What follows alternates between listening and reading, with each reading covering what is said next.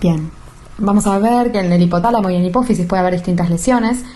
Lo principal para nosotros son los adenomas hipofisarios. Dentro de ellos, lo más frecuentes son los prolactinomas, un 30 a un 40% de las lesiones. Le siguen los tumores no funcionantes o gonadotropinomas, también un 30 a un 40%. Y menos frecuentes los tumores productores de hormona de crecimiento, los tumores productores de ACTH, que son los que van a dar el síndrome de Cushing ACTH dependiente por enfermedad de Cushing, y los tirotropinomas muy raros. Pero puede haber también otras lesiones como silla turca vacía o quiste aracnoideo, hipofisitis linfocitaria, y otros tumores como craneofaringiomas, más frecuentes en la infancia, meningiomas, amartomas, germinomas, teratomas, quistes de la bolsa de Rathke, gliomas, metástasis, lesiones inflamatorias, granulomas o infecciosas como abscesos bacterianos y micóticos, sarcoidosis, tuberculosis, histiocytosis X y aneurismas de carótida interna.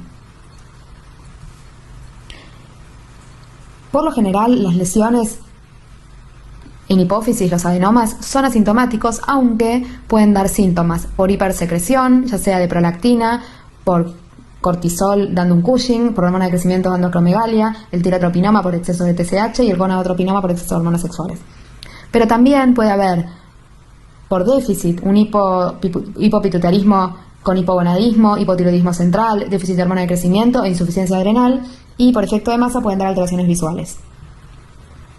El efecto de masa lo que puede dar es destrucción del resto del tejido hipofisario generando un panhipopituitarismo, o sea, por ejemplo, hipogonadismo hipogonadotrófico con bajas FSH y LH y en consecuencia baja testosterona en el hombre y bajo estradiol en la mujer. Insuficiencia suprarrenal secundaria con ACTH baja y a consecuencia bajo cortisol. Hipotiroidismo central con TSH baja y a consecuencia T4 baja. Pero también puede dar cefaleas, alteraciones visuales, compromiso de los pares craneales e hipertensión endocraniana. Los adenomas de hipófisis son el 10% de las neoplasias intracraneales y pueden dar también síntomas por secreción en exceso de las hormonas que producen. El lactotropo es el tumor productor de prolactina, el somatotropo el productor de hormonas de crecimiento, los tumores corticotropos producen ACTH dando la enfermedad de Cushing, los tirotropos producen TSH dando una tirotoxicosis y los tumores gonadotrópicos son aquellos que producen LH y FSH. Como clínica general, vamos a ver que tienen cefaleas que en general no correlacionan con el tamaño tumoral, pérdida de la visión, lo típico es la hemianopsia bitemporal por la compresión del plasma óptico. En algunos casos puede haber aumento de la prolactina. Y esto es porque recuerdan que el hipotálamo produce factores estimulatorios para todas las secreciones, por ejemplo CRH para ACTH y TRH para TSH, pero sobre la prolactina tiene un efecto controlador negativo a través de la dopamina. El hipotálamo libera dopamina que inhibe la secreción de prolactina. Entonces, cuando hay una sección del tallo hipotálamo hipofisario y no puede arribar la dopamina para controlar la liberación de prolactina, puede haber un aumento de la liberación de prolactina. Bueno, decíamos también que por compresión de los pares craneales puede haberse afectado la visión y otras cosas que pueden tener son pubertad precoz, hipogonadismo, diabetes insípida cuando se altera la secreción de hormona antidiurética y cuando se altera a nivel hipotalámico son casos más graves que pueden tener trastornos del sueño, distermia y alteraciones del apetito.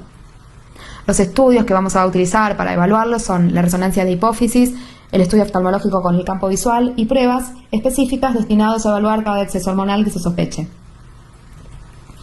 Por lo general, el tratamiento puede ser quirúrgico, que estas cirugías tienen complicaciones como frecuentemente el hipopituitarismo, o sea, el déficit de las otras hormonas, la diabetes insípida, alteraciones visuales, lesiones de pares craneales y las fístulas de líquido cefalorraquídeo. También se dispone de radioterapia y de tratamiento médico, que ahora vamos a ver en cuáles de los casos lo indicamos. Y luego de la cirugía siempre se realiza el estudio anatomopatológico con inmunohistoquímica para evaluar el tipo histológico y la secreción que produce ese tumor. Vamos a ver ahora cada tipo específico. El prolactinoma, en primer lugar, son el 50% de los tumores hipofisarios funcionantes. Es la causa más frecuente de aumento de prolactina por arriba de 100 picogramos mililitro. El valor normal en la mujer es menor a 25 y en el hombre menor a 20. Se clasifican en macro o microadenomas según el tamaño. Si miden más de 1 centímetro son microadenoma, menos de 1 centímetro, microadenoma. Macroadenoma más de 1 centímetro, microadenoma menos de 1 centímetro. Son más frecuentes en las mujeres. El 5% se considera que de los microadenomas van a progresar a macroadenomas, solo el 5%, y hasta un 30% ceden espontáneamente. La clínica es mucho más manifiesta en las mujeres. Las mujeres con microprolactinomas van a tener amenorrea y galactorrea. En cambio, los hombres, por lo general, van a tener macroprolactinomas y van a tener hipogonadismo con disminución de la libido, esterilidad, cefaleas y efectos visuales, pero los síntomas aparecen más tardíamente. Para el diagnóstico, ante un aumento de prolactina, siempre hay que descartar otras causas de hiperprolactinemia. Por ejemplo, causas fisiológicas, embarazo, lactancia, sueño y estrés aumentan la prolactina. Fármacos de uso muy frecuente, la metoclopramida o los antipsicóticos aumentan mucho la prolactina, alfa-metildopa, opiáceos, ranitidina o estrógenos con los anticonceptivos. Otras enfermedades como la insuficiencia renal y el hipotiroidismo. Y, como decíamos antes, las lesiones del hipotálamo o del tallo hipofisario, otras lesiones, tumores, silla vacía, hipofisitis linfocitaria, radiación o traumatismo, pueden generar, por falta del arribo de la dopamina, una hiperprolactinemia. En toda hiperprolactinemia, una vez descartadas estas causas, uno sospecha el prolactinoma y se hace el estudio de imagen con la resonancia de hipófisis. Y el prolactinoma, el tratamiento de primera elección es tratamiento médico, con agonistas de la dopamina, justamente el inhibidor de su secreción.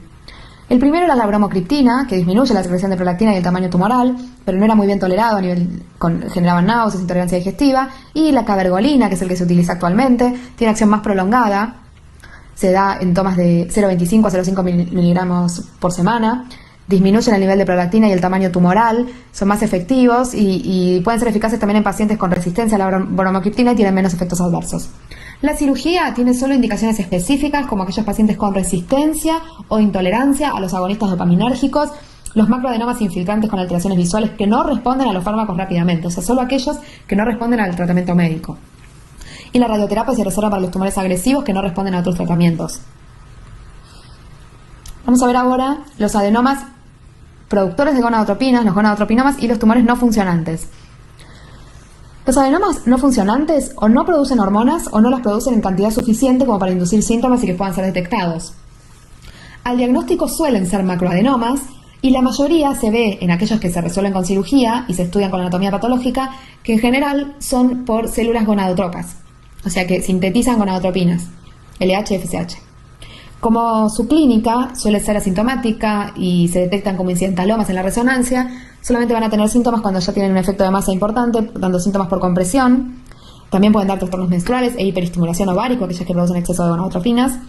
Y puede haber además disminución del LH con hipogonadismo llamativamente. Supongamos que genera un exceso de prolactina por efecto de tallo, esa prolactina alta va a inhibir el eje gonadal y va a generar un hipogonadismo. El tratamiento depende si tienen compromiso visual o no. Si no tienen compromiso visual y son lesiones pequeñas, se puede realizar resonancias de control y campos visuales periódicos y tomar una conducta expectante.